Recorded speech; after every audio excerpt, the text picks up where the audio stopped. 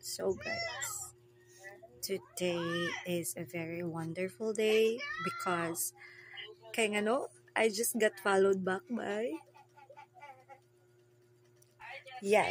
John Lloyd Cruz. Second account na niya guys, ang Damsite Gallery. Dito na niya gina-upload yung mga arts and things.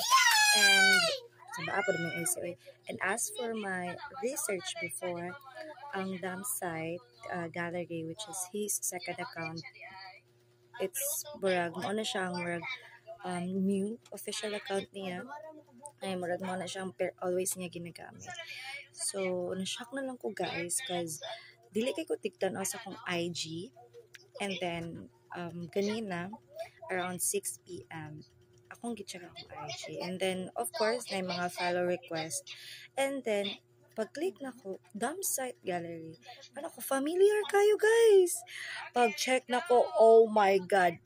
It's John Lloyd Cruz, like the John Lloyd Cruz guys. Look at that.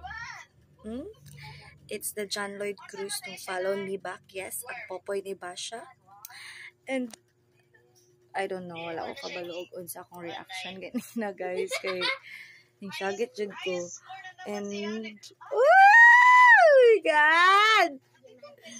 Like, as in, legit jud. Ako na din guys, screenshot and all. Kay, what if na miss pindot lang niya, nagkamali lang siya ng pindot ba? And everything, and if ever nagkamali siya ng pindot, it's still fine. I'm still honored that I was able to be part of his following. But, you know, time to time, dyan ako siya gina-check. Still now, naara-japon ko niya. And, oh my God. Check nina guys, Damsite Gallery. That's his second account. I think that's gonna be official account on here or something. And look for my Instagram name. Sayang following. It's George Tilcap. And my God talaga. Shock ko. John Lloyd Cruz. Bayot. John Lloyd Cruz.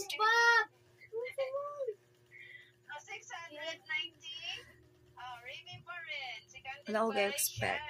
You know, makarelate dyan na dira ang mga batang 90s. Ang naka-watch or nakaabot sa una sa tabing ilog.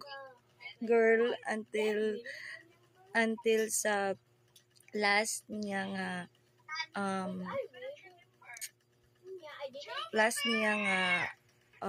guwa sa TV katong sila ni Tony Gonzaga. My God guys. Oh, John Lloyd Cruz. John Lloyd Cruz guys, si John Lloyd Cruz na. Yes, check niyo na guys sa